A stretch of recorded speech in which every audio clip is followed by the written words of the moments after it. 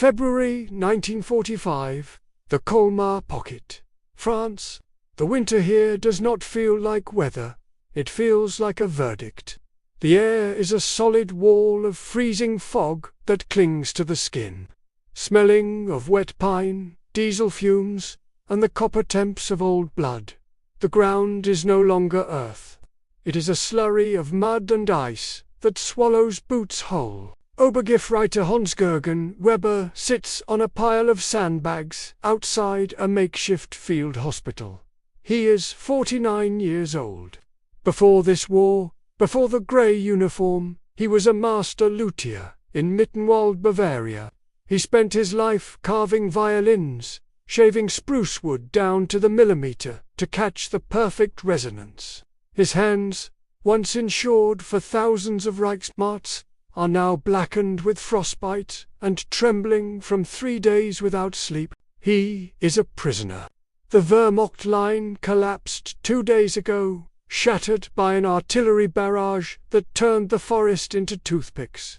Hans-Jürgen surrendered because he ran out of ammunition, and then he ran out of hope. He waits now for the anger of the victors. He has heard the stories. He expects a rifle butt to the face, or a bullet in a ditch. Standing 10 feet away is the enemy. Corporal Clay Mitchell is 19. Comes from a cattle ranch outside Odessa, Texas. He is tall, lanky, and moves with a loose-limbed rhythm that seems entirely out of place in a war zone. He is not guarding Hans-Jürgen, he is ignoring him. Clay is busy. He is standing next to a battered M4 Sherman tank. The tank is not broken.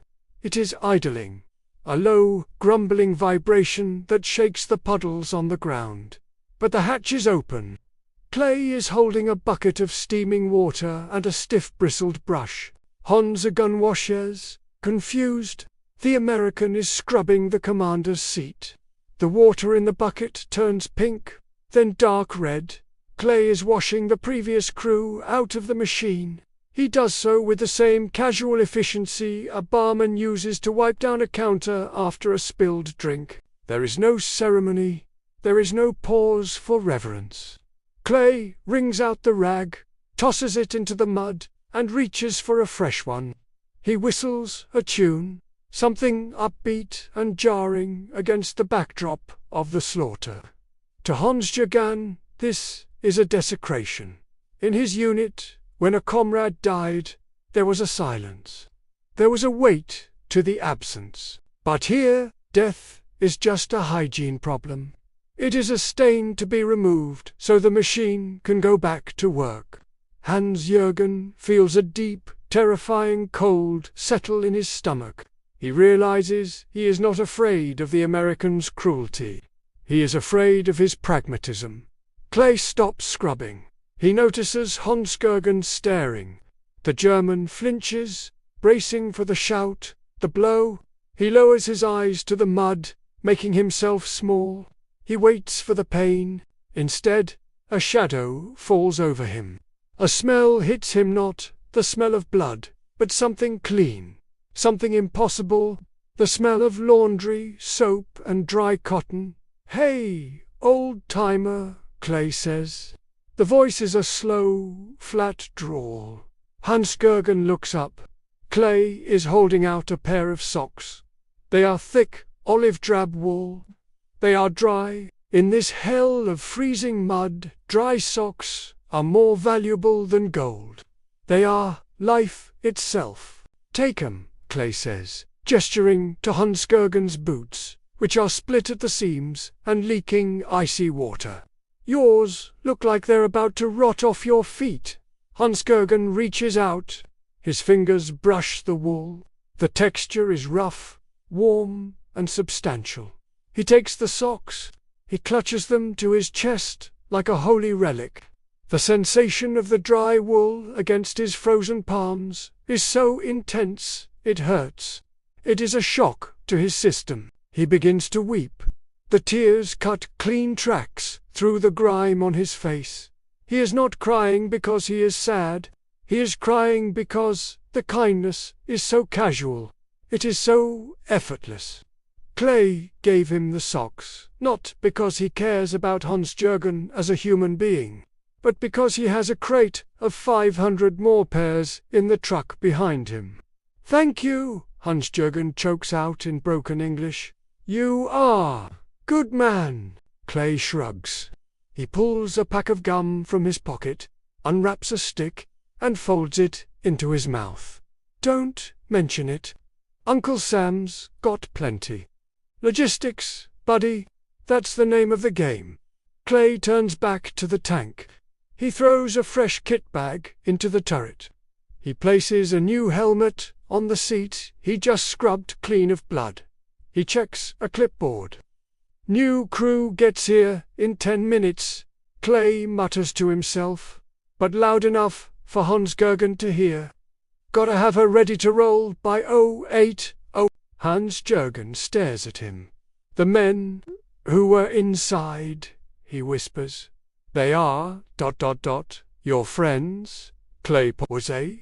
He looks at the dark red mud near the tracks. For a second his jaw tightens. Then he spits into the snow. "I knew good guys, but they're gone. And the war ain't." He looks at Hans-Jürgen with eyes that are terrifyingly clear.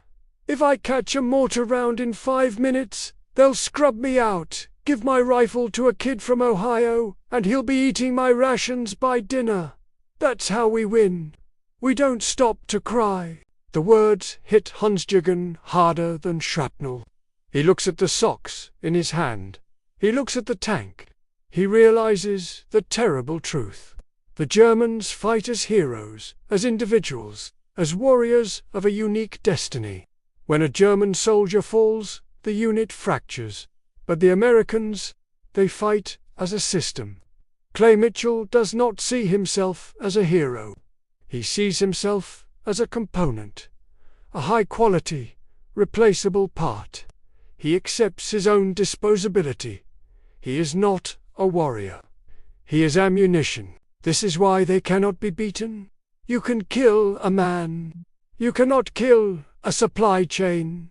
You cannot kill a mindset that accepts death as a mere logistical hiccup.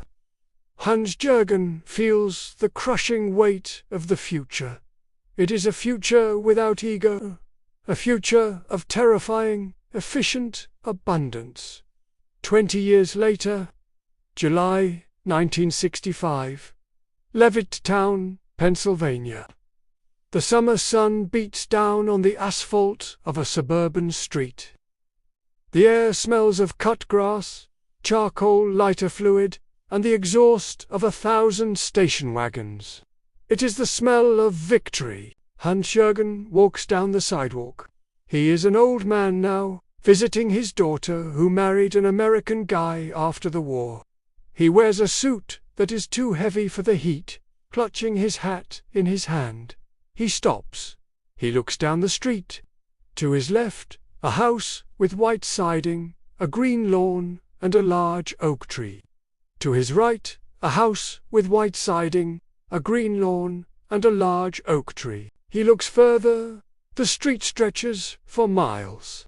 Every house is identical. Every driveway has a similar car. Every lawn has a similar sprinkler oscillating in the same rhythm. TKT, KT, KTK. A man walks out of the house on the left to check his mail. He waves at the man coming out of the house on the right. They look the same. They wear the same short-sleeved shirts. They smile the same smile. Hans-Jürgen feels the vertigo return. He remembers the mud in Colmar. He remembers the pink water in the bucket. He remembers Clay Mitchell scrubbing away the dead to make room for the living. He realizes that the philosophy of the tank commander has become the philosophy of the peace. This is a world of interchangeable happiness. A world where individuality has been traded for comfort. A young boy runs past him on a bicycle. "Afternoon, sir," the boy shouts, without looking back. Hans-Jürgen watches him go. He touches the scar on his hand where the frostbite took a piece of him.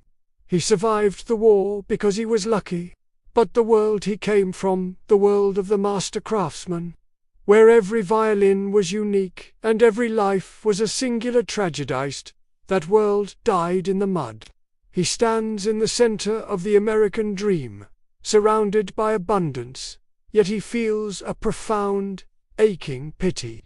Not for himself, but for the victors. They won the war because they were willing to be copies. They accepted that no man is irreplaceable. Hans-Jürgen whispers into the warm, uniform air of the suburbs. I lost everything because I insisted on being an original. You won everything because you agreed to be a part number. He puts his hat back on. It is a handmade hat, stitched by an old friend in Munich. It feels heavy on his head. He walks down the street, a singular, jagged imperfection in a landscape of terrifyingly perfect straight lines.